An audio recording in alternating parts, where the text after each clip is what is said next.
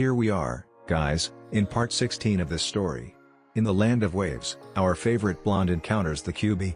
Watch the subsequent events unfold as Naruto uses the power that was sealed inside of him on the day of his birth. Please remember to like, subscribe, and share with your friends. Now, let's begin. Team 7, led by their very own Haku, had been assigned to escort Shinobi back to the waterfall village where he was originally from. They had left the day after Naruto's date with Hinata, and Sakura had spent the entire trip so far asking Naruto how it went and how he had somehow become such a romantic. Naruto spent the entire trip trying his best to answer her questions, or avoid them when they got a little more personal. Sasuke, although he had secretly observed Naruto's date, had not wanted anything to do with Naruto's date. While Haku found it sweet at first, he eventually saw it as too much of a distraction from their current mission. The first and second days of their travel were fairly uneventful, with only a group of bandits attempting to ambush them, only to be dispatched with ease. They had set up camp for the evening. If everything went smoothly, they would arrive at the waterfall village the evening of the next day. After gathering the necessary supplies for camp, Haku made a run for water as Shinobi went to the bathroom. This left Naruto, Sasuke, and Sakura to attend to the tent and fire by themselves, and Sakura continued asking Naruto on the past night. Sakura, be quiet, said Sasuke, pulling out a kunai. Naruto sensed it too, or at least Kurama did, and he notified Naruto. Within seconds, the three-leaf Shinnon were on guard with Haku away and Shinobi nowhere to be found. Suddenly, four figures came down from the trees, surrounding them. "Who the hell are you?" shouted Naruto. "Keep quiet, you piece of trash," responded one of the four ninja. "We are the Sound Four. I am the Eastgate's Kidomaru." This ninja wore a sound headband, had a Shikamaru-like haircut, and 6 arms? Southgate's Jirubu. This ninja was big. He had the size of a full-grown Akamiki and his hair was in a mohawk. Westgate's Sakon.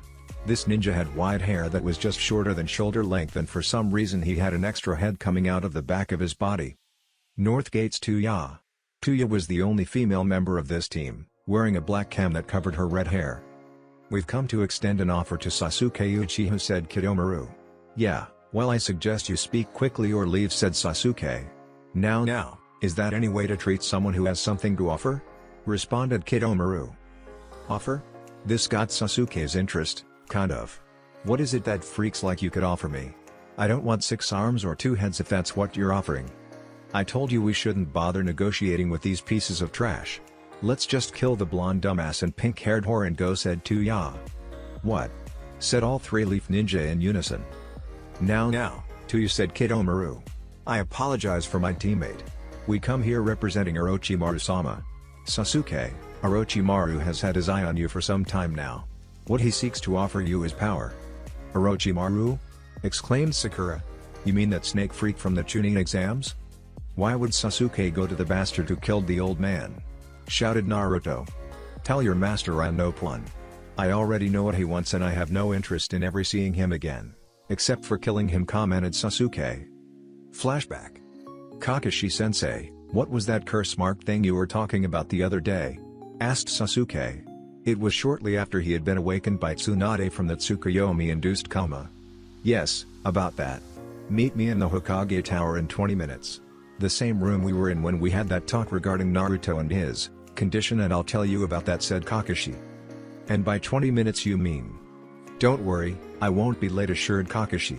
"I just have to go pick up someone who knows more about this." Sasuke made his way to the tower, interested in what exactly this curse mark was. After all, he had come mere moments away from having said curse mark given to him. Inside the meeting room, he was surprised that Kakashi was actually there, and he had brought another person with him, the creep lady from the Chunin exams, Anko. "What is she doing here?" asked Sasuke. "I'm here because I know more about that accursed mark than anyone in the village," replied Anko, revealing the back of her neck. "So that's Orochimaru's curse mark?" asked Sasuke, staring at Anko's mark in a combination of shock and curiosity. "Yes, Sasuke. We feared that you have gotten it during the Chunin exams, but thankfully you managed to avoid that fate," explained Kakashi. "Yeah, but what's the big deal about it anyways?" asked Sasuke once more. "The mark, while it grants you power, it slowly eats away at your mind, driving you more and more insane. You eventually lose your mind until you're nothing more than a puppet of his. The mark is like a trade-off, You get a little bit of Orochimaru's cursed power, but at the same time, you basically sell your soul to him," explained Aiko. "But, what would he want with me?" "Simple.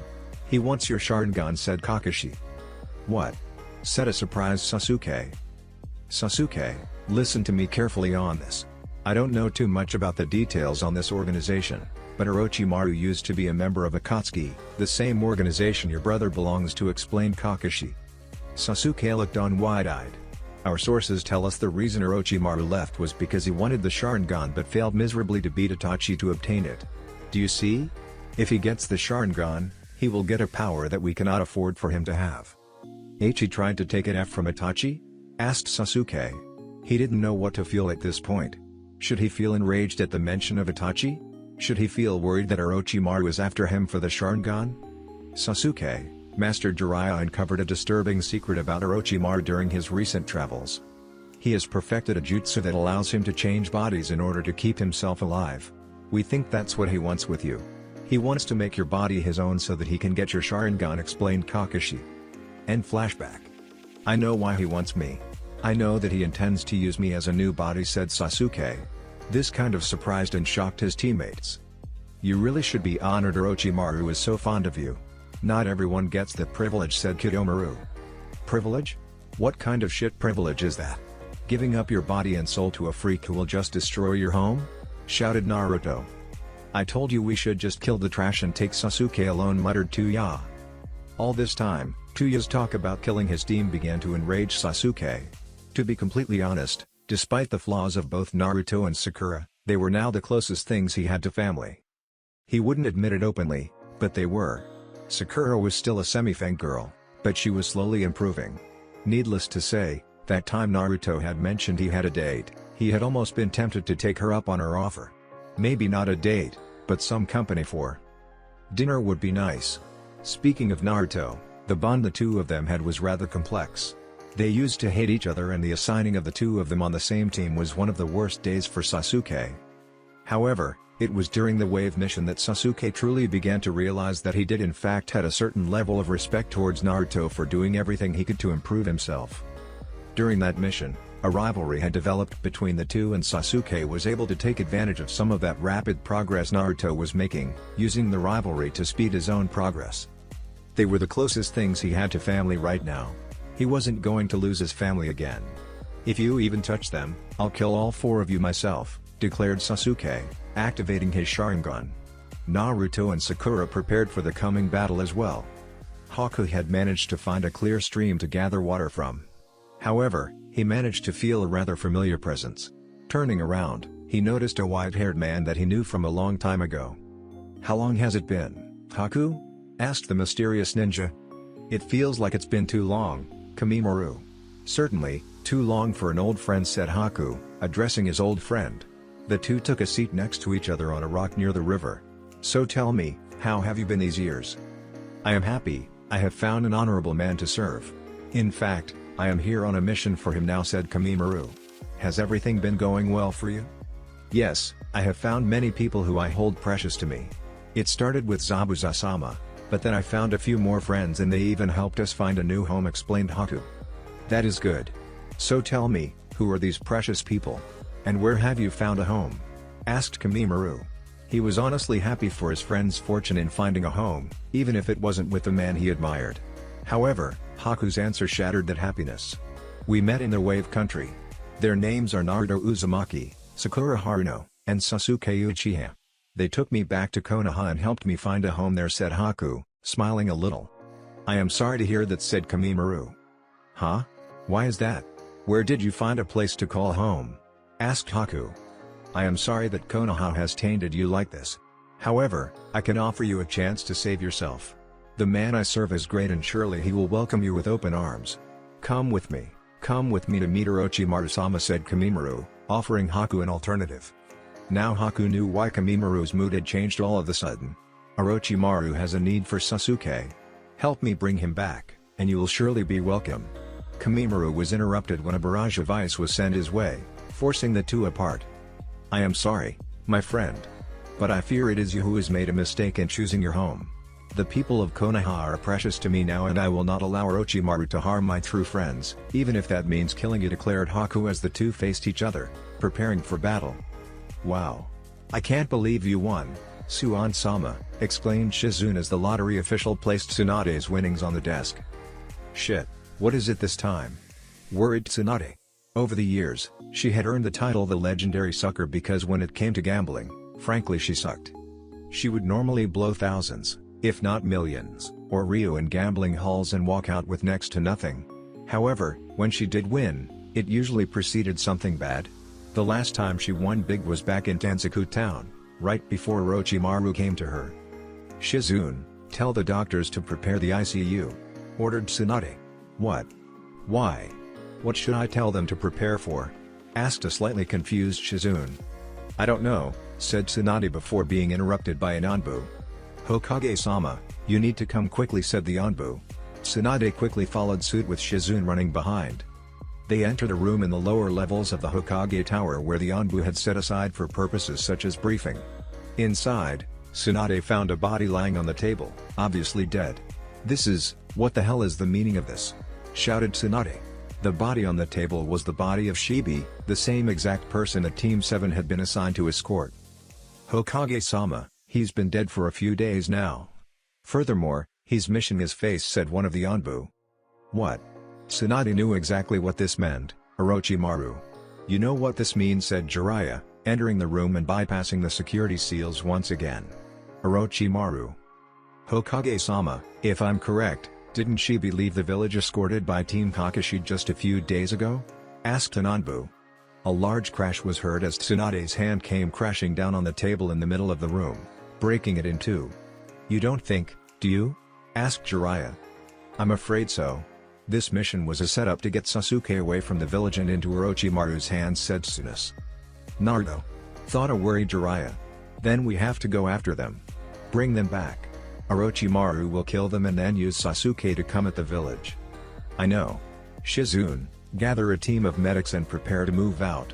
Jiraiya, go find Kakashi, Zabuza, and Tsume Inuzuka," ordered Tsunade.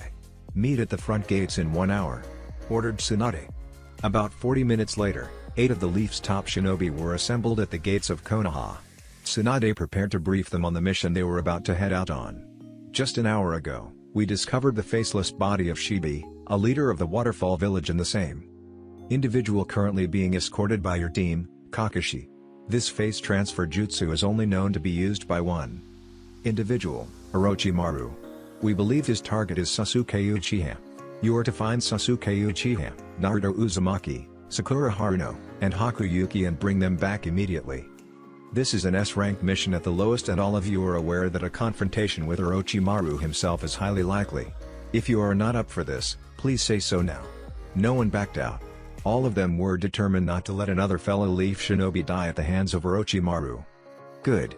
Dismissed," ordered Tsuan as the team took off towards the supposed location of Team 7. They were just a little more than a day behind, and with Shibi having some shinobi training, there was no doubt Team 7 was moving at a fairly quick pace as their client wasn't a normal civilian who couldn't use chakra to enhance their movements. Jiraiya paused for a moment before taking off himself.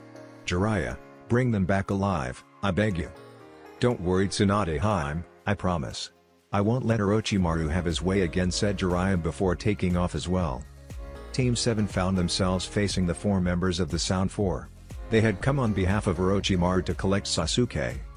Not having any sort of curse or influence to persuade Sasuke's decision and the discussion he had with Kakashi a few weeks ago, Sasuke straight up refused, and now Team 7 was preparing themselves for what was likely to be the fight of their careers.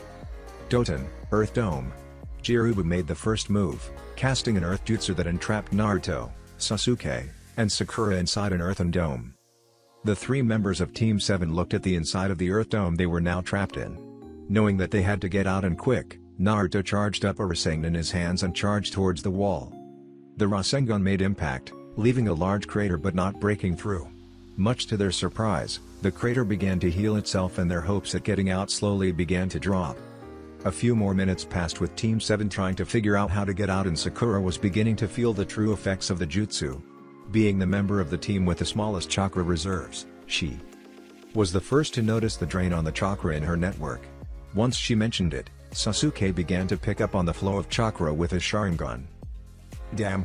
If we just sit here, they'll just exhaust us all. We need to get out of this damn rock prison. Wait, said Sasuke, suddenly getting an idea. Naruto, use as strong of a Rasengan as you can and then move out of the way quickly. Naruto, not wanting to argue right now, pumped as much power into a Rasengan as he could maintain and charged towards the wall. While doing so, the inside of the dome was filled with the sound of chirping birds as Sasuke created a Chidori in his hand, following closely behind Naruto. Naruto's Rasengan made impact with the wall, creating the crater that he had already made many times before. Knowing what was coming, Naruto quickly moved out of the way as Sasuke followed up on Naruto's attack with his own. His idea was correct as the lightning jutsu beat the earth jutsu, trapping them. So how much longer do you think it will be before you suck them dry? Asked Sakan. I don't know. One of them has much more chakra than I thought, but it should only take a few more Minu. Huh? Before Jirubu could finish his sentence, the dome was shattered as Naruto, Sasuke, and Sakura emerged from it, winded but unharmed. What? How did you? Lightning beats earth. Simple as that, said Sasuke. Naruto made a couple dozen shadow clones to make the initial attack.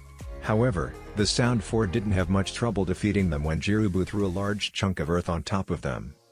Using Team 7's slight surprise at Jirubu's strength, Kitamura made his move, spitting out what looked to be knives made of goo from his mouth. These knives struck their target square in the middle of the chest as Naruto and Sakura dropped to their feet, clutching their wounds. Wow, that was just boring. You really are a worthless piece of trash, commented Tuya. It was at this time that all three members of Team 7 standing in front of them disappeared into a puff of smoke, revealing them to be nothing but shadow clones. You know, I found you foolish when you didn't come with me to meet Orochimaru the first time. But it appears as if you are just plain stupid, said Kimimaro. Sasuke has become one of precious people. I will not betray him, nor will I let you take him, declared Haku as he launched a few senbon at Kimimaro. A bone grew out of Kimimaro's forearm and deflected the senbon. Haku and Kimimaro were now remembering the Kekkei Genkai the other possessed. Then you are nothing but trash if you cannot see the genius that Orochimaru-sama is. Projectile digits, said Kimimaro as he shot the bones of his fingers out at Haku. Haku made a quick one-handed seal and an ice mirror quickly formed in front of him, deflecting the projectile bones with ease. Hyoton, demonic ice mirrors. Haku called out. He knew from past experience the extent of Kimimaru's power and he was going to try and end it quick. 21 mirrors surrounded Kimimaro and Haku's reflection appeared in all of them. Please forgive me for this, old friend, but I must do this to protect my precious people. With that, Haku began his assault and hundreds of senbon were sent sailing towards Kimimaro. Kimimaro smiled and bones erupted from all over his body. Dance of the Pines. He called out before going into a wild frenzy and deflecting the senbon that were aimed for him. Haku grimaced as Kimimaro made a second assault, this time he aimed for the mirrors. To Haku's surprise, Kimimaro's attacks began to shatter his ice mirrors. Haku was quick enough to get out of the mirrors before Kimimaro managed to shatter all of them. This technique sadly wasn't going to work against this foe. The bones retreated back into Kimimaro's body as he reached into his shoulder to pull out a long piece of bone that had once been his arm. This bone was now shaped like a sword and Kimimaro held it as such. Something came to Haku and it was obvious that Kimimaro was a sword master, even though his swords were made out of bones and not metal. Haku knew to at least be able to defend himself to the point where he could cast jutsu, he would need some way to counter that sword. Thankfully, his mentor was also well versed in kenjutsu, the art of the sword, and over the past 2 months, Zabuza had been training Haku in kenjutsu. Haku didn't carry around a sword on him, but he had the ability to manipulate and form ice to any shape he needed, including that of a sword. Haku focused his chakra and began to form a sword of ice in his own hand as Kimimaro raised his eyebrow slightly. The two sword wielders made an initial charge at one another, wanting to determine the strength of the other. Their swords met and Kimimaro was surprised that Haku's sword held up soundly to the impact. Haku was reinforcing his blade using chakra to strengthen it, but what really made it stronger was how he assembled it. The blade was much more dense than the mirrors had been and as such, possessed the strength to hold up against Kimimaro. The three-leaf ninja had hidden themselves while Naruto's shadow clones distracted the Sound Four. They seemed really strong. What should we do? Asked Sakura. She didn't want to show it, but deep down she was trembling when the four freak ninjas mentioned the name Orochimaru. She had been frozen at that point when she remembered the encounter in the Forest of Death with that snake and the initial burst of killing intent that was unleashed upon them. It wasn't until Sasuke made his declaration that she managed to regain some of her senses. "I've got an idea," said Naruto. "Just make sure you follow up after Sasuke." Sasuke nodded as the two read each other like the time they were facing Zabuza. Naruto made a clone and pulled out a few shuriken. He channeled as much chakra into the shuriken as he could before throwing them. He made a few hand seals while the clone ran through a different set of seals. Shuriken Shadow Clone Jutsu. Futon, Gale Bomb. The Sound Four were looking around, trying to pick up on their prey. Suddenly, they saw a few shuriken come towards them, causing them to laugh. A few shuriken were no threat at them. At least, not until they turned into just over 100 shuriken. What surprised them even more was when the speed of said shuriken increased, forcing them to quickly dodge instead of block. They managed to dodge just in time, leaping into the air to avoid being shredded by the rain of metal. Sasuke saw his opening, looking on at Sakon and preparing to make his move. Sasuke used his own Shadow of the Leaf dance to maneuver himself into Sakon's shadow before he began a series of punches and kicks before finishing with his Lion's Barrage. Unfortunately, Sakon managed to block all of his attacks. "What was that?" asked Naruto, disappointed that Sasuke's attack seemed to have no effect. "I don't know.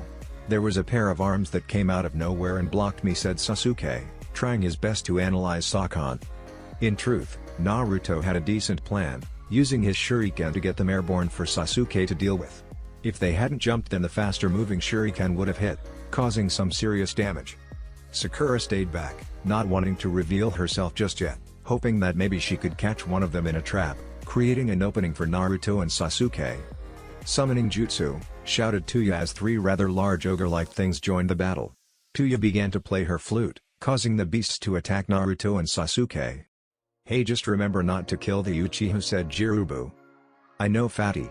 Now just shut the hell up and let me deal with these two," shouted Tuya. Naruto and Sasuke spent the next few minutes dodging blows from the ogres.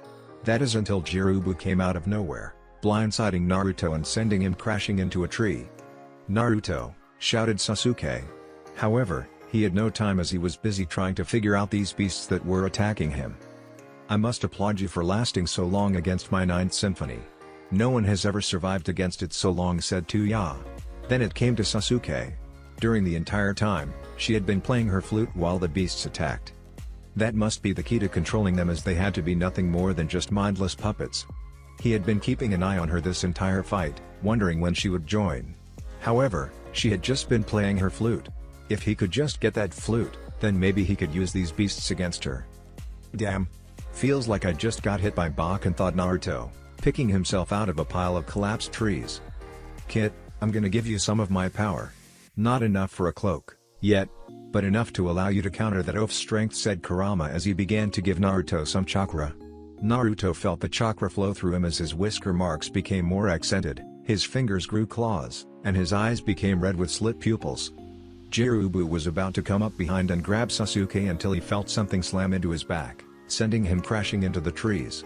"Hey, payback," said a more fox like Naruto. Naruto moved to block the ogres, giving Sasuke some breathing room.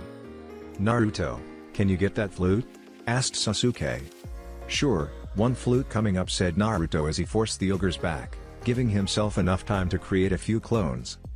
Using his enhanced speed, Naruto quickly closed in on Tuya, delivering a strong punch to her face and sending her back, but not before taking the flute from her hand and tossing it to Sasuke. "Bastard!" shouted Tuya as the flute was now in the hands of Sasuke and ogres stopped their attack. "Pfaht, not like you can do much anyways. Your stupid mind couldn't possibly comprehend the true power of my symphony." Sasuke just smiled as he began to play her flute. The ogres began responding as he wanted to, much to Tuya's surprise. "How?" she said out of shock. "Memorizing a few simple notes on a flute is such a simple task for my Sharingan," said Sasuke as he went back to playing.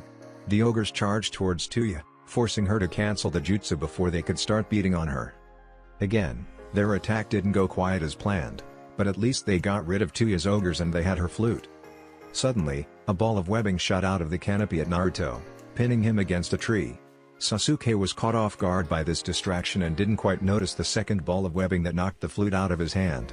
"Hey, "Good luck getting free of that, you piece of trash," said Kitamaru, emerging from the shadows. Naruto struggled to get free of his bindings, but it was no use. The webbing was too strong to break, even with his strength being enhanced thanks to Kurama. "You can't break my webbing as it's enforced with chakra." This is where Naruto got an idea. If only he could reach his knives in his back pouch. Naruto struggled with all his strength to move his arm to his back pouch to get his tri-pronged kunai. At this time, Kitamaru spat up something that looked like a mixture between spider thread and mucus. It quickly hardened into a shape that resembled a knife, and he did the same until he had 6 knives, 1 for each hand. Sasuke wanted to help, seeing Naruto trapped, but he himself was caught up trying to dodge Jirubu, who had managed to recover after being blindsided by Naruto. Cherry Blossom Blizzard called out Sakura silently as she saw this as her best opportunity to help out her team. Her genjutsu was cast on Kitamaru, giving Naruto enough time to finally reach back in his pouch and grab a knife. Kitamaru recognized such a simple genjutsu and quickly dispelled it, turning his attention back to Naruto. He tossed the knives at Naruto, but Sakura had succeeded in buying Naruto enough time. Before the knives dug into his flesh, Naruto channeled some of his wind chakra into the knives and found that they easily cut through the webbing. "So you think you can use genjutsu, you little whore?" said Tuya, finally regaining possession of her flute. She worked her melodies and Sakura was soon caught under her genjutsu. Sakura was on her knees with her arms chained to a cross, and surrounding her were skeletons and rotting flesh. This had to be hell. How the hell was she in hell? She didn't remember getting killed, so this couldn't possibly be hell, but it felt so real. The stench was terrible, and the pain in her arms from where the stakes had been driven through her wrists hurt so much. She closed her eyes, trying to regain control of her chakra, as this had to be a genjutsu. However, her attention was brought back to her current situation when the flesh on her arms began to peel away. She screamed out in pure agony as the pain became unbearable. Now, there are 2 main ways to break a genjutsu. The first is to disrupt and regain control of your chakra network. The second is through excruciating pain. Unfortunately for Sakura, it was the later of the two that broke her genjutsu, as Jirubu's fist slammed into her side as he briefly disengaged Sasuke to take advantage of that opening. "You fat dumbass," shouted Tuya. "Why the hell did you do that? I had the whore underneath my genjutsu." "Shut the crap. True physical pain is much worse than some illusion, isn't it?" said Jirubu. Before Sasuke could take advantage of his opening that Jirubu made when he went to attack Sakura, he found himself engaged again with Sakon. Sasuke's attacks should have hit, as he was able to take advantage of all the openings Sakon had left him, but for some reason, a pair of arms that seemed to come out of nowhere blocked his attacks. Naruto saw Kitamaru's surprise that he had managed to break through the webbing. Seeing this as an opening, he rushed Kitamaru, wind chakra still coursing through his knives. Unlike Sasuke's attacks on Sakon, his was successful, as Kitamaru wasn't fast enough to react to a Kyuubi-enhanced Naruto, and there weren't any of his allies around that could save him in time. With a quick slash of his knife, Naruto severed one of Kitamaru's arms from his body, leaving the spider freak with only 5 arms. Kitamaru screamed out in pain, swearing and cursing at Naruto, who was preparing to make a follow-up attack. However, before Naruto could follow through, he was sent crashing into trees yet again as Jirubu came to his teammate's aid. Naruto stood up, brushing off Jirubu's assault as if it was nothing, the Kyuubi chakra protecting him. Sakura finally came to consciousness, although she was really wishing she was still unconscious, as there was an immense pain in her left arm and side. Her arm felt broken, a few of her ribs had to be broken, and there was a sharp stinging pain as if she had been stabbed by something. That punch from Jirubu had been incredibly powerful, not to mention she had absolutely no opportunity to brace herself. "Sakura, are you alright?" asked Sasuke. Sakon had finally broken off his attack, and all 4 were standing together facing them. Naruto regrouped next to Sasuke and Sakura. "No," said Sakura, trying to speak through the pain as she also coughed up some blood. My arm is definitely broken, and it feels like my entire left side has been crushed." "Hang in there, Sakura, we'll get you out of here," said Naruto. Sasuke was agreeing that they had to get out of here as well. Sakura was no longer in any condition to fight, and now she was nothing more than a target that the Sound 4 could use against them. "You're not going anywhere, you worthless pieces of trash," said Tuya. "Now it's time that you see the power Orochimaru blessed us with," said Kitamaru. "Sasuke, you will be coming with us to Orochimaru-sama. Your worthless friends, however, they will die." "Let's just do it and be done with it," said Sakon. "Activate Curse Seal Level 2.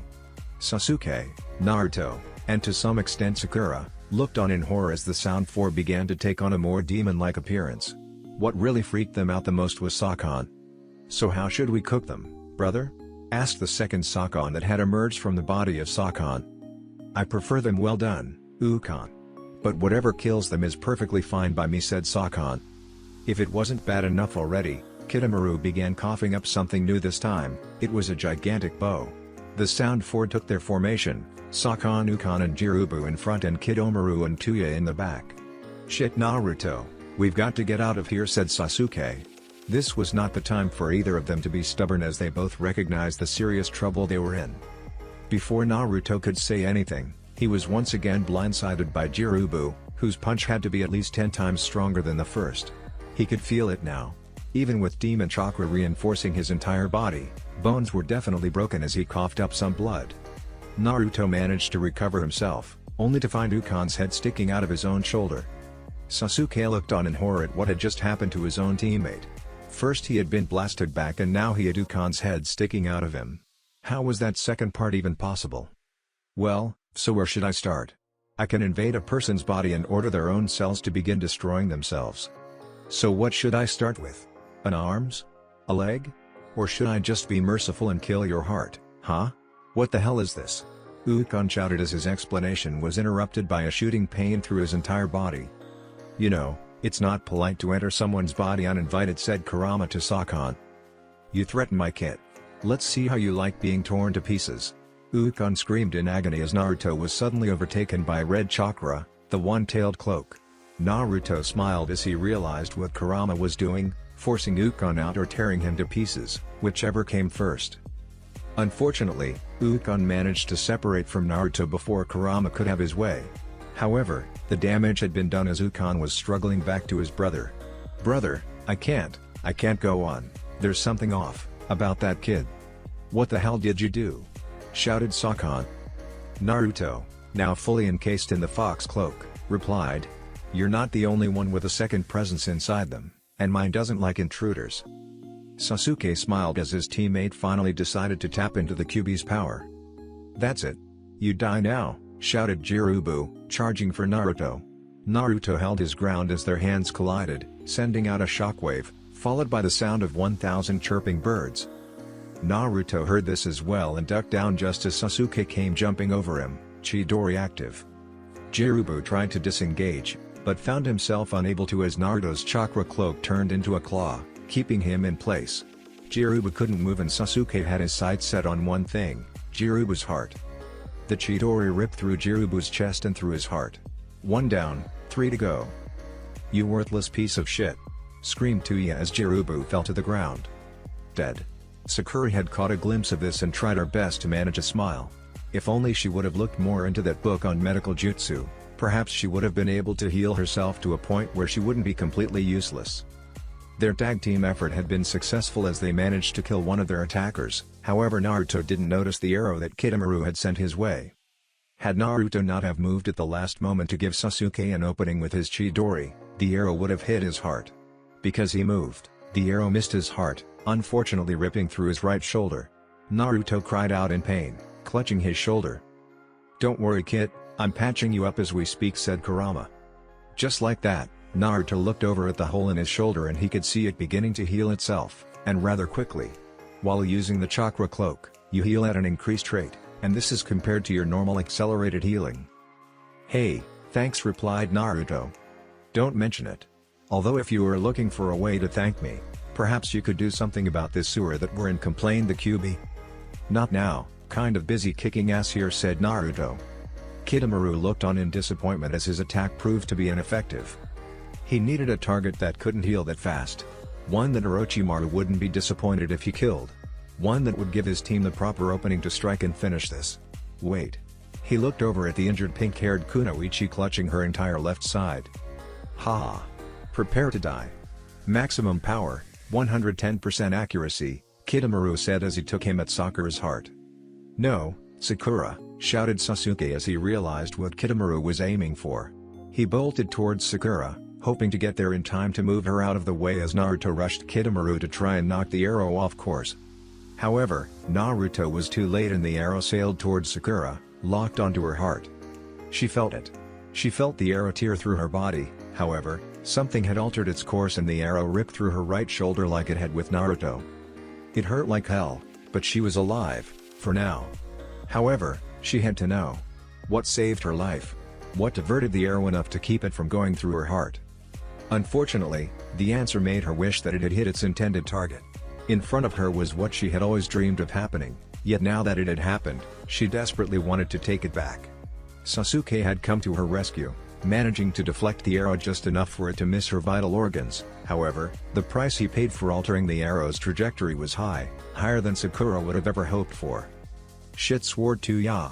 Orochimaru-sama is not going to be happy. Sasuke, shouted Naruto as he caught a glimpse of where the arrow went. Sasuke just stood there, turning his head to look back at Sakura.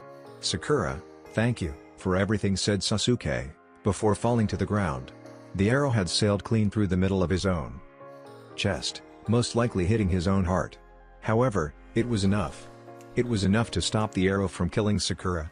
Sauce was all Sakura could get out before going unconscious due to a combination of the trauma that had been done to her mind and the loss of blood. Naruto couldn't move, finding himself frozen by the thought of Sasuke being dead. He couldn't be dead. He still had his dreams to fulfill. What about the brother he had to kill? What about the clan he had to revive? Sasuke's dreams couldn't end there. Naruto looked on as his heart sank into despair. Naruto found himself in a familiar setting, facing the giant gates that held Kurama back. Shock still overtaking him as he collapsed next to the cage, using one of the bars to support him. Just like Sasuke, he had acknowledged the bond the two of them had formed. Sasuke, though, was now dead. "Kit, snap out of it," said Kurama. This was not the time or place for Naruto to lose it. "Kit, I can feel a faint life force coming from your friend, but it's fading." That spider freak must have missed his heart by a fraction of an inch, but clipped something else. He's alive?" asked Naruto, hopeful that the demon was telling the truth. "What can we do? Is there anything we can do to save him?" "There is, but you're not going to like it," replied Kurama. "What? Just tell me. I don't give a crap as long as we can save Sasuke," shouted Naruto. "First, we need to get rid of those freaks. Step inside of the cage and I'm going to give you as much power as I can. You will only have a minute at most before the seal begins to react. After that, do your best to stay conscious and stay in the one-tailed form," instructed Kurama. Naruto did as instructed, stepping into the cage as Kurama surrounded Naruto with his tails and infused his power directly into the boy. "Damn you, Kitamura. Because of you, Orochimaru's going to flip shit on us," shouted Tuya. "Let's just kill this brat and then we'll deal with Orochimaru later. He told us to kill this piece of trash as well, so 1 out of second of malice in our punishment," said Sakan. The 3 remaining members of the Sound Force surrounded Naruto, prepared to kill him, until they were blown back by something more sinister than Orochimaru himself. Where Naruto once stood was now encased in a blood-red bubble. A pair of glowing eyes staring out from it, with a massive amount of killing intent radiating from the bubble. "What the fuck?" was all Tuya could say as the 3 remaining Sound Force stared into the face of death. Haku and Kimimaro were trading blow for blow, neither of them willing to give an inch as ice and bone clashed with one another. Kimimaro finally disengaged, realizing this wasn't going anywhere. "I'm impressed. Orochimaru would have been impressed with your abilities. I'm sure he would have welcomed graciously," said Kimimaro. "Can I ask you one thing? Why does Orochimaru want my friend so bad?" asked Haku. "Immortality. Orochimaru desired to live so that he can accomplish his goals. I simply exist to help him see those goals through to the end," explained Kimimaro as Haku began to see a reflection of his past self. He too was just like Kimimaro, dedicating his entire existence to ensuring someone else's goals were accomplished.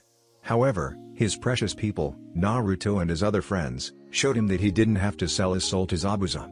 He even changed Zabuza into a new person, one that Haku respected even more. He learned that as long as he trusted in and supported Zabuza, that the two of them would be unbeatable.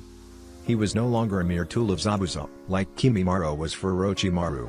He and Zabuza were truly partners and they would see their goals through to the end. Then Kimimaro continued to speak. "However, immortality doesn't necessarily mean that a body is immortal. He must replace his current body with a fresh, strong new body." "I see. So the rumors were true," said Haku. Being a Chunin, He was informed with some of the more pressing information that Jiraiya had managed to uncover about Orochimaru's supposed immortality. "Then I will do whatever it takes to stop Orochimaru from getting his hands on Sasuke.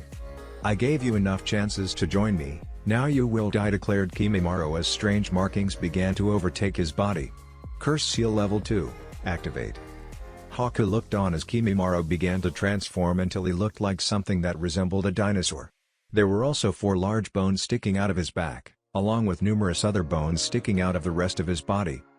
If things couldn't get any more weird, Kimimaro reached into his back and pulled out something that resembled his spine? Haku couldn't even comprehend the monster that Orochimaru had transformed Kimimaro into, and he didn't want to imagine what he'd do to Sasuke if he got his hands on him. Kimimaro lashed out at Haku with his spine whip thing, and Haku was just barely able to dodge. Another attack followed shortly after, and Haku wasn't going to be able to dodge this one as he was already airborne. Haku moved his ice sword to block the attack as best he could, but the whip shattered the blade with ease. The whip slammed into Haku's left side, sending him into a nearby tree. It hurt bad, but Haku knew he had to do something or Kimimaro was going to kill him. Although, Kimimaro's spine whip gave him an idea. "Sutin, water whip," declared Haku, going through the hand seals and forming a whip of water around his own hand. The two opponents unleashed their whips at one another, the two attacks entangling with one another. Kimimaro tried to free his whip from Haku's, but struggled as Haku channeled chakra into the water to hold on desperately. This was what he had wanted Kimimaro to do. Hyoton, Ice Whip. The water whip began to freeze instantly around Kimimaro's spine whip. Haku pulled back on his own whip, shattering Kimimaro's as the combined effort of the instant freezing of the two whips and the increased pressure on Kimimaro's whip was enough to break Kimimaro's attack. The dinosaur growled as Haku managed to defeat his attack. Haku watched on as Kimimaro's left hand turned into a long spear and he began charging. Haku summoned as much chakra as he could, forming a few mirrors in front of him to act as a defense. However, Kimimaro's attack came shattering through the mirrors as the spear struck Haku in the abdomen, just below the left ribs, piercing his liver. Despite the mirrors shattering with ease, they did their job in slowing down Kimimaro enough so that blow wouldn't have been fatal. Kimimaro removed his spear from Haku's gut and grabbed Haku's shoulder with his other arm. "I'm sorry it had to turn out this way, but I cannot allow you to interfere with Orochimaru-sama's plans," said Kimimaro. "I am too. Perhaps once I join you on the other side, we can be friends again." "Hyoton, instant freeze," said Haku. Kimimaro looked over at his shoulder, which Haku had managed to grab, and saw it begin to freeze. Trying to end Haku before the jutsu could take full effect, Kimimaro struck at Haku's head with the spear. Haku channeled as much chakra into his jutsu, trying to freeze Kimimaro before the dinosaur killed him. The recovery team was now only about 15 minutes from where the fights between Team 7 and the Sound were taking place. They now knew the exact locations as Tsume had picked up the scent of fresh blood there, and there had been bursts of chakra coming from not too far away.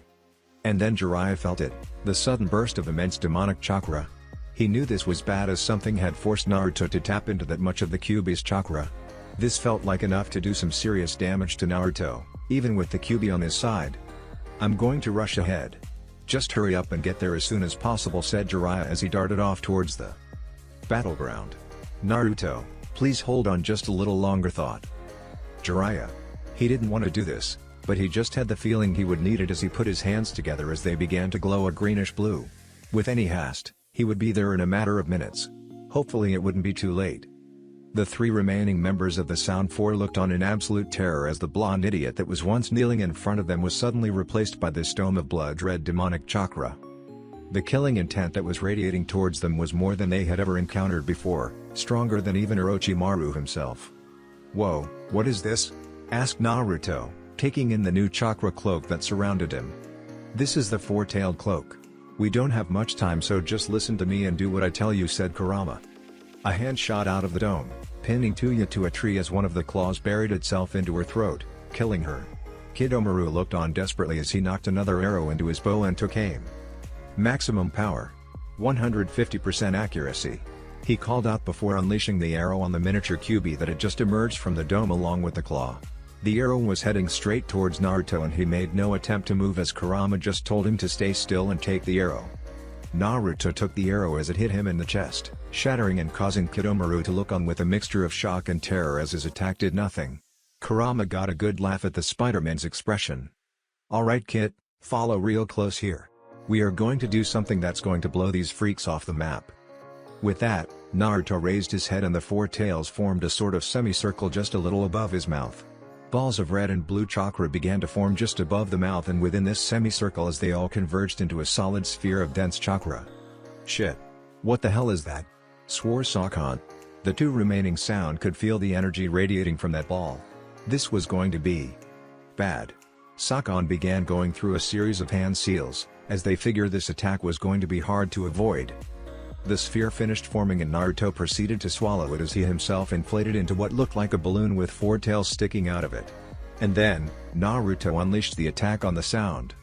"Summoning Jutsu, Rashomon," shouted Sakan, summoning a giant gate in the wake of Naruto's attack. A desperate attempt to shield him. Kurama just smiled as the ball of chakra at the forefront of the attack made contact with the gate, blowing the doors off its hinges and catching Sakan and Kidomaru in its blast. The Sound Four were now dead. As soon as he felt their presence disappear, Kurama recalled the four-tailed cloak, wanting to save as much time as he could to try and save Sasuke. Naruto was left with the one-tailed cloak when he made his way over to Sasuke. What Kurama had told him was correct. Sasuke was alive and there was a faint pulse.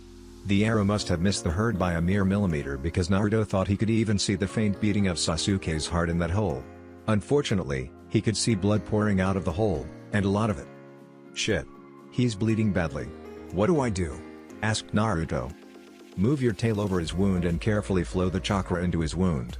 I'll be helping a bit, but you need to keep yourself from pushing too much in." As Kurama instructed, Naruto moved the remaining chakra tail he had over Sasuke's wound and began channeling chakra into it.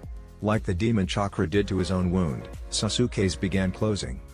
It wasn't fast, but the bleeding was slowing and Naruto could begin to make out some flesh that was beginning to regenerate around some of the more vital parts that were once visible in the wound. However, the healing halted as Naruto used up all the remaining demon chakra he had available to him. That will keep him alive, but he needs medical treatment immediately. There is still a great chance he could die. As for the girl, her wounds aren't as severe but they need attention as well.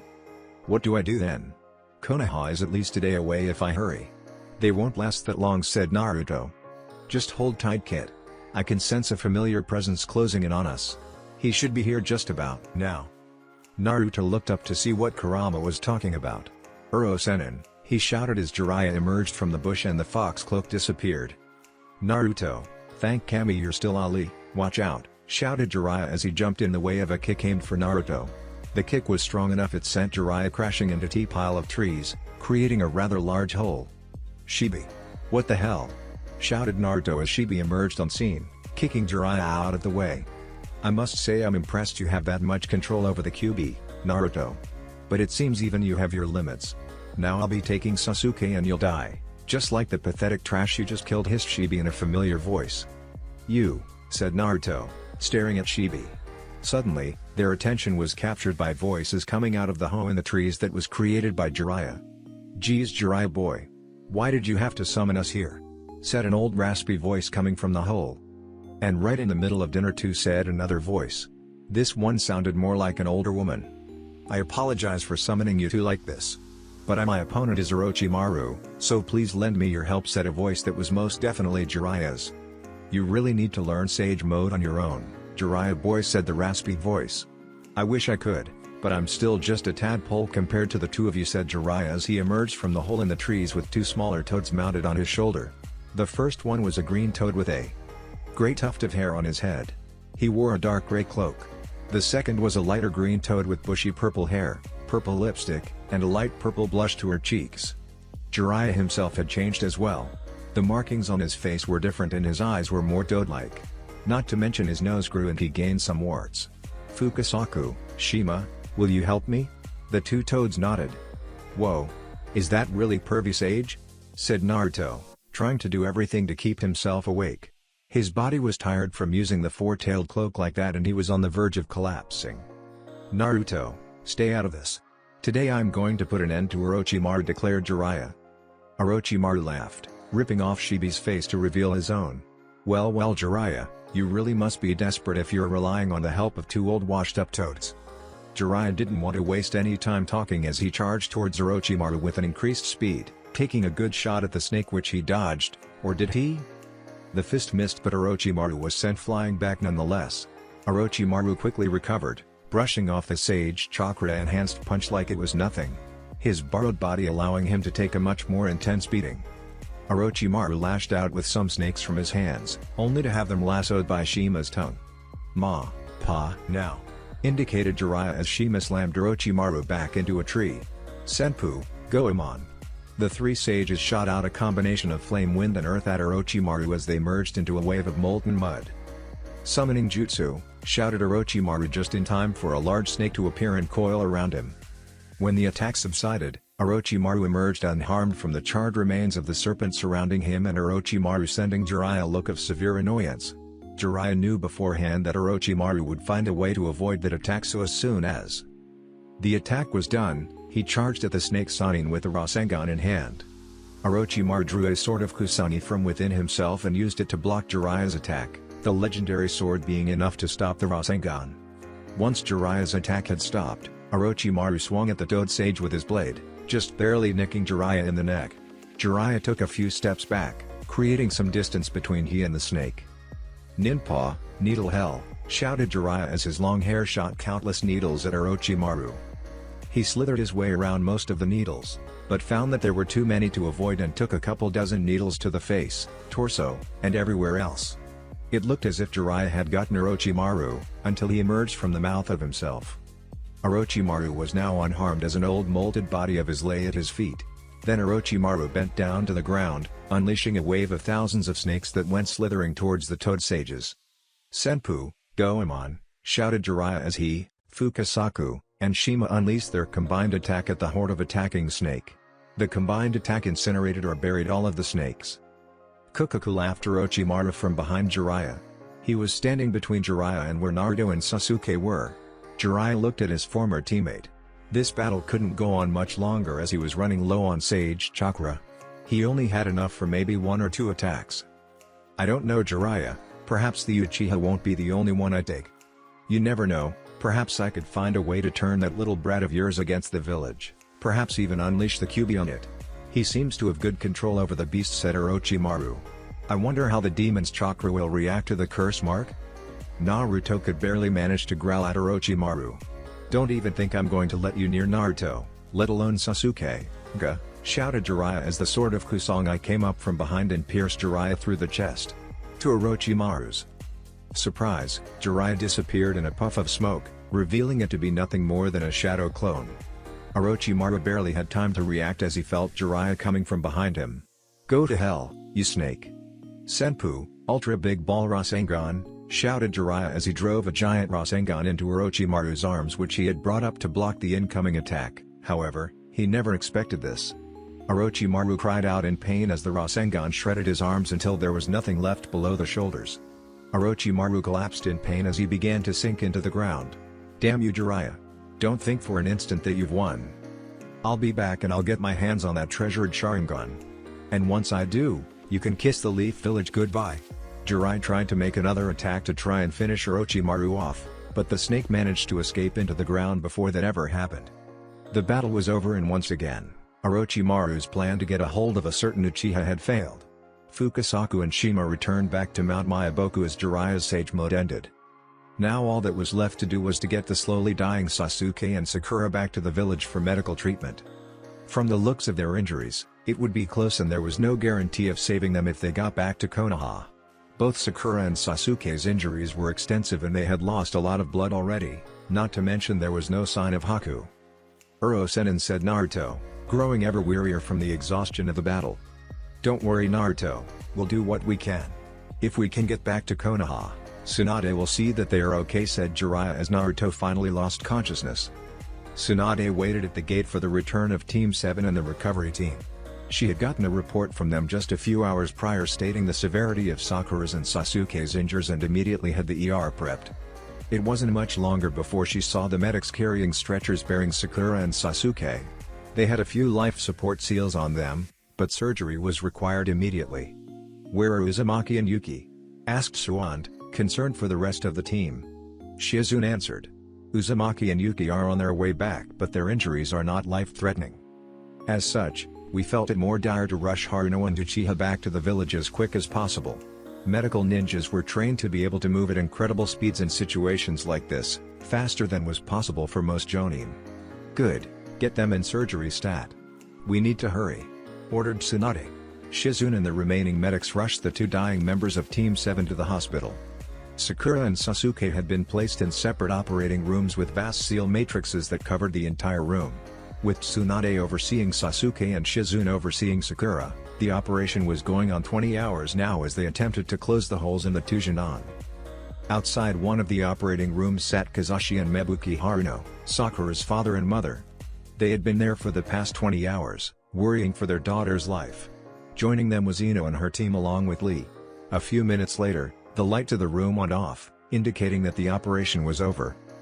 By the time she had arrived at the hospital, Sakura had lost almost 40% of her blood. At the same time, she had a gaping hole in her shoulder that had torn flesh and pierced bone. Not to mention her entire left arm had been shattered and the state of her left side was questionable. After further analyzing the situation, it appeared as if 6 of her ribs on the left side alone had been broken, with 2 of them piercing her lung. Another 2 ribs had broken on her right side. With everything at hand, the doctors estimated her chance of survival to be 50% at most. Finally, after what felt like hours since the light went off, Shizune emerged, carting Sakura on a hospital gurney. "Is she?" asked Mebuki, stopping Shizune and taking a look at her daughter. Shizune gave them a reassuring smile. "There were some points where we weren't sure she was going to make it, but everything came out all right. I think she'll make a full recovery, but we are going to have to keep her sedated for at least the next week while her injuries heal." Everyone let out a sigh of relief and Mebuki and Kazashi began thanking whichever kami had allowed for their daughter to live. Despite Sakura's extensive injuries, she was not the worst of the two. Sasuke, while he had fewer injuries as the sound had not actually been trying to kill him, his were more dire. The arrow had just barely missed his heart and clipped a few major organs and arteries in the process. Just from that one injury alone, he had lost around 45% of his blood before being rushed to the ER. His chances of survival were around 40%, but they could have been worse. This is what really caught Tsunade's attention. Sasuke's injuries were serious and would have taken an expert to heal. However, the medics reported that someone had done a small patch job on Sasuke's injury. It wasn't much, but it was enough to stop most of the major bleeding and ensure he would live until they got him to the hospital. Even Jiraiya mentioned that Sasuke had been patched up before he or Orochimaru arrived. This only meant 2 people could have possibly healed him, Naruto or Sakura.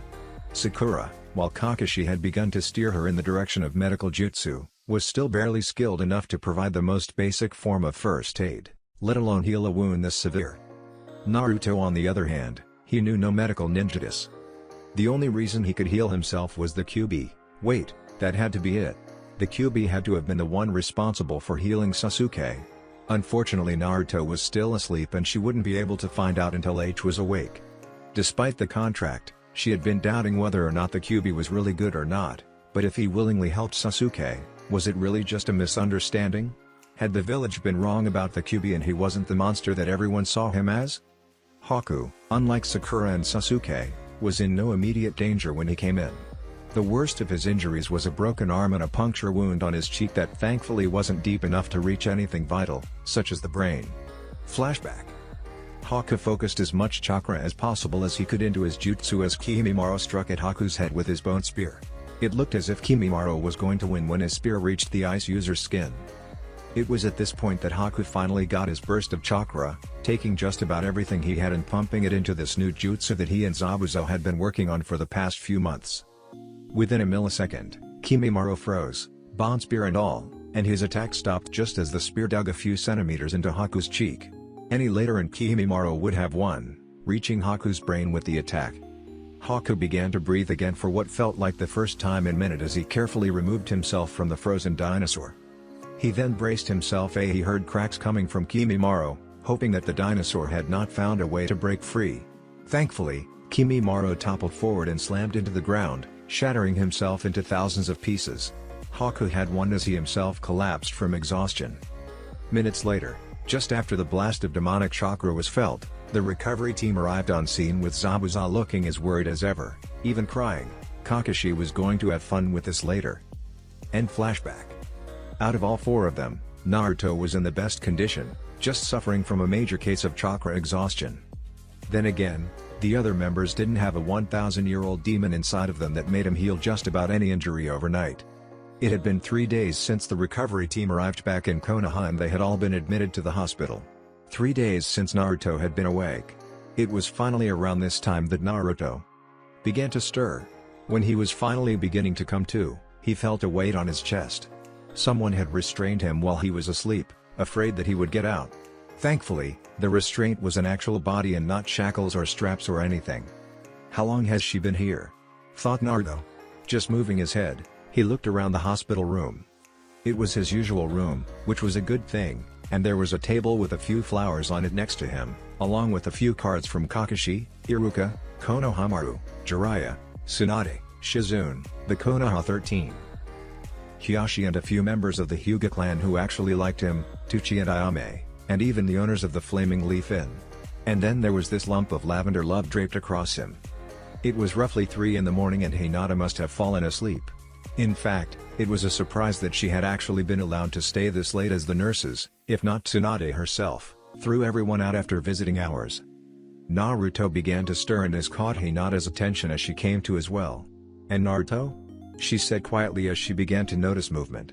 She turned her head to see if Naruto was actually awake and to her slight surprise, he was. Before Naruto could fully register what was happening, he was faced with another medical emergency, suffocation, as Hinata wrapped her arms tightly around him, afraid he was going to leave and not come back at all this time. She had seen the medics rush Sasuke and Sakura into the hospital. Those had to be the worst hours of her life, the time between seeing them in such critical condition and when Jiraiya came carrying an unconscious, but alive Naruto. Since then, she was practically at the hospital 24/7 hoping that Naruto would wake soon. Hinata, can't, breath said Naruto as Hinata realized what she was doing and quickly loosened her grip on her blonde boyfriend. Naruto gave her a quick smile after regaining his breath and Hinata practically pounced him again, this time locking her lips against his.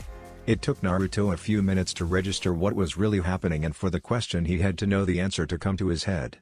Pulling back from Hinata, he asked. "Hinata, Sakura, Sasuke, Haku? Are they?" he asked. Hinata gave him a reassuring smile.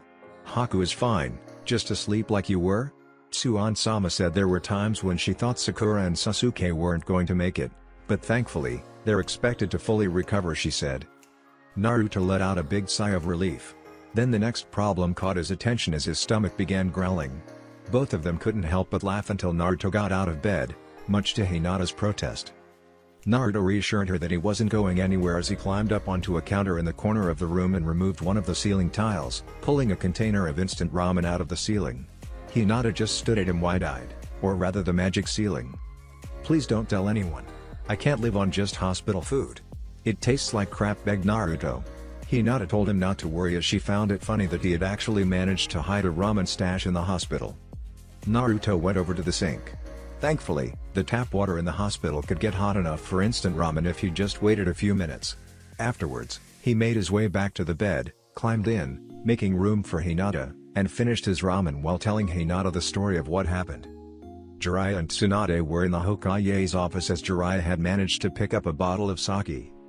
This job was supposed to cure Tsunade of her alcoholism, yet it only seemed to be nurturing it. She then heard a knock on the door as Koharu and Homaru entered the door. Just great. On the bright side, Danzo isn't here. "Tsunade, we need to talk about the recent events regarding Orochimaru and the Sasuke," said Koharu. It was at this time that Kakashi appeared in the window. "Geez, don't you guys ever use the door?" she said, looking at Jiraiya and Kakashi. Both just smiled at her. "It's become clear that Sasuke is going to be constantly targeted by Orochimaru," said Homaru. "He needs training. He needs to become stronger. Konoha needs the Uchiha clan and we cannot afford to let him die, let alone fall into Orochimaru's hands." Tsunade sighed. Sadly, there were parts of that she agreed with. "We suggest you have Jiraiya take Sasuke on as a student and train him personally," suggested Koharu. "No. I won't be taking Sasuke. Besides, I've already a student," said Jiraiya. "You can't be talking about Naruto?" objected Homaru. Jiraiya just nodded. "But why? You'd rather take that demon over Uchiha-sama? Koharu felt a massive amount of killing intent directed towards him from Kakashi, Tsunade, but especially Jiraiya. Don't you ever refer to Naruto as demon again, threatened Jiraiya. Just know that if it wasn't for that demon, Sasuke probably wouldn't be alive, said Tsunade. What are you talking about? Asked Koharu.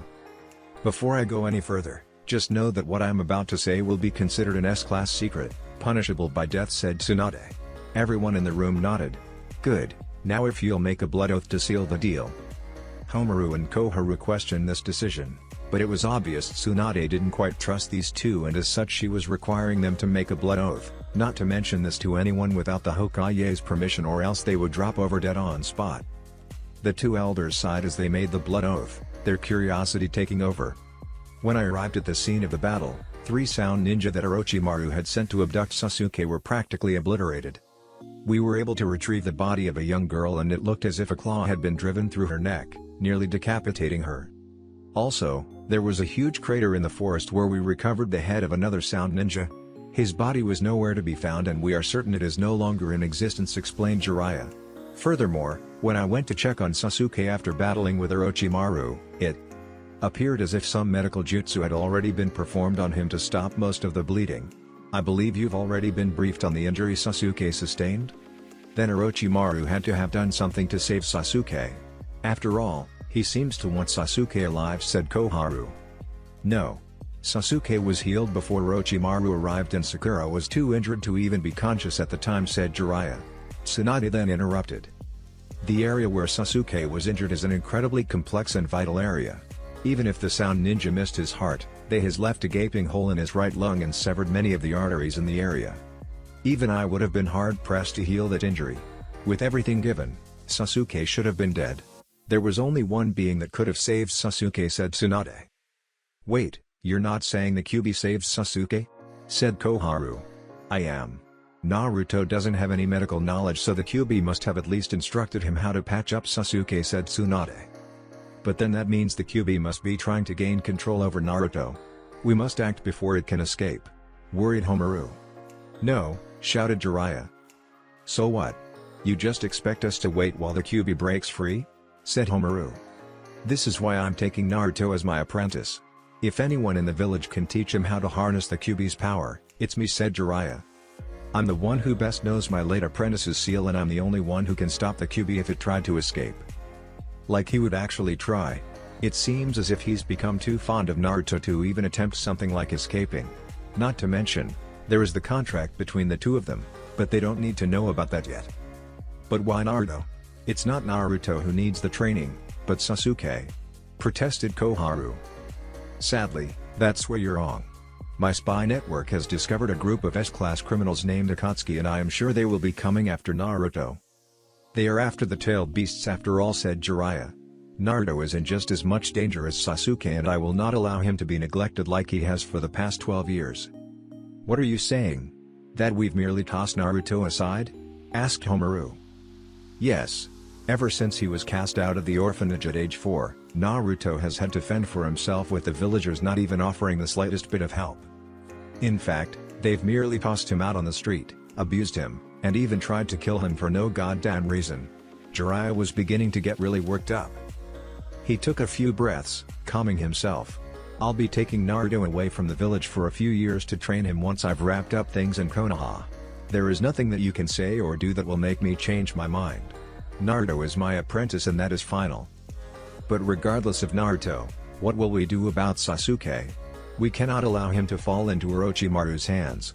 We were lucky this time, but surely Orochimaru will be back, said a worried Koharu. It was then that Kakashi spoke up.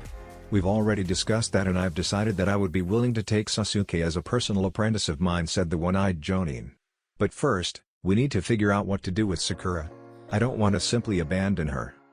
Given that he is the only other one in the village with a Sharingan, Kakashi is the best person for teaching Sasuke, said Jiraiya. Very well, scowled Koharu. We'll give you a month to figure out what to do with the Haruno girl. After that, you are to begin training Sasuke personally. This is what the council has decided, Kakashi. I understand, said Kakashi as the two elders left the room. Kakashi then turned to the two Sannin. Can you let me know when my team wakes up? Tsunade nodded as Kakashi left. Out the window, again. Jiraiya pulled out another bottle of sake. You know, you could take on Sakura yourself, said Jiraiya. I've actually thought about it. Kakashi's reports suggested that she would make for a good medical ninja, but there is something else she needs and I'll only train her if she is IT, said Tsunade. But there is something else I need to talk to you about. Something came up, regarding Sensei. Tsunade reached into her desk and pulled out a scroll with the Yondame's mark on it. Tsunade told Jiraiya to read it and he did. Hiruzen. I must apologize, but I am writing this in haste. It has come to my attention that Madara Uchiha is still alive and the one responsible for this attack. I believe the best course of action is now to seal the beast inside my newborn son, Naruto. I will be using the seal that I've been working on, which will allow him to eventually utilize the Kyuubi's power as his own so that one day he will be able to end the threat of Madara once and for all. Unfortunately, this will cost me my own life and I do not think Kushina will survive. With neither of us there, we hope that you will find someone who will care for Naruto like we would have.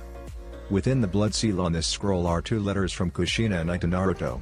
As a Hokage of the Leaf, I understand what you're thinking. I understand that you want to keep my identity a secret from my own son, but I ask you this, let him know who we were. Let him know that we loved him. I do not want my son to be condemned to the fate of wondering where he came from. Trust me, trust Kushina. She knows best of all what that fate is like and the emptiness that comes with it. He will need all the love he can get to overcome the challenges that he will face. Kushina and I leave everything to him. Please make sure he is seen as the hero he deserves to be seen as. Minato Namikaze, the Yondaime Hokage. Jiraiya was disgusted at the letter, or rather how the Sandaime handled the letter. Jiraiya knew when Kushina first came to the village, she had been an orphan with no knowledge of her family and Minato saw how she suffered because of that. This was the Yondaime's last will and Sarutobi-sensei had disregarded it, keeping Naruto in the dark about his parents and allowing the village to take numerous shots at killing him. Tsunade, was all the old toad could say. I don't know anymore, Jiraiya. You and I both knew Sensei. We both knew he respected Minato too much to simply disregard his final requests, even if it was for the good of the village. At the very least, he could have given Naruto his mother's name as their marriage was kept secret. Or he could have told Naruto to keep this a secret. Naruto trusted the old man, he would have kept it a secret if only Sensei asked, said Tsunade. There's just no way the old man could have done this intentionally. There has to be more, there just has to. Tsunade was in disbelief. Instead, Naruto was cast out onto the streets and left to wonder why he was abandoned, a similar fate that Kushina had to face until she met Minato, said Jiraiya, taking a deep breath. I'll tell him, I owe him that much at the very least. Jiraiya, are you sure you want this burden alone? What if something happens? Said Tsunade. What if Naruto doesn't take it well? What are you really saying?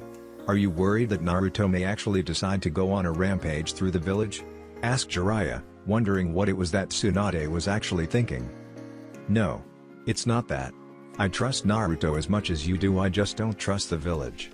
Ever since that day, I've been worried for Naruto, as worried as I was for Nawaki or Dan. Whatever Naruto's reaction, I don't want the villagers to see this as an opportunity to kill the Kyuubi, she said, adding a distinct hint of disgust to the last part. Jiraiya thought for a moment. I need to take another trip here in a few weeks. There is something I need to do regarding the little project Hiyashi gave me. I'll take Naruto with me and tell him then, away from the village. That will also give him enough time to let it sink in and for me to clear a few things up with him. Wait, are you going where I think you're going? Asked Tsunade. Yeah. It'll actually be a perfect trip to tell Naruto on, replied Jiraiya. Naruto woke up, still in the hospital with Hinata snuggling up next to him. His stomach was still killing him. The instant ramen at 3 o'clock in the morning did him no good.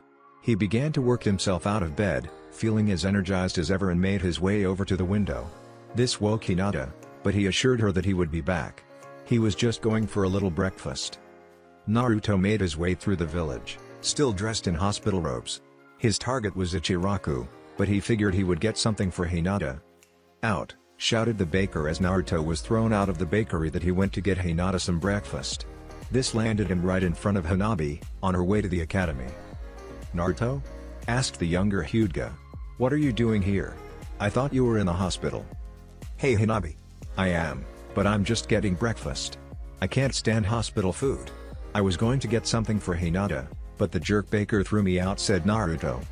Hanabi sighed and went into the backer, coming out with a box of cinnamon rolls and handing them to Naruto. "Here, these are Nizin's favorite. See you later," Naruto said Hanabi, before running off towards the academy. "Well, that worked out better than I thought Naruto." He then made his way to Ichiraku to get their breakfast ramen that he would usually get for breakfast. After collecting the ramen from Tucci, he made his way back to the hospital. Ramen run successful. Naruto hoped through the window to find that Hinata had gone back to bed. Naruto opened the box that Hanabi gave him to find 6 rather large cinnamon buns inside. "Can she really eat this much?" thought Naruto in a little bit of shock before taking one of the sweets and holding it under her nose. In a comical fashion, Hinata took a whiff of the cinnamony smell of the sweet and instantly snapped away, snatching it from Naruto's hand. Naruto just stared at her with shrunken pupils as Hinata's attention was finally brought to him, causing her to blush. A warm laugh filled the room after a few moments of awkward silence. Hinata began to eat her way through the cinnamon buns as Naruto enjoyed his Ichiraku. "Naruto!" shouted a voice on the other side of the door as Naruto had just finished the last of his ramen. Perhaps the ramen run wasn't as successful as he thought. That voice was strangely familiar and it caused Naruto to jump and cower behind the bed. Tsunade then burst through the door and began scolding Naruto for his little ramen run before shuffling Hinata out the door so she could give Naruto a full checkup. Despite Naruto passing the checkup with flying colors, minus the violent protests when Tsunade prepared to give him a shot, she still requested that he stay in the hospital one more night. Since he was allowed to move around inside the hospital, Naruto made his way to Sakura's and Sasuke's rooms.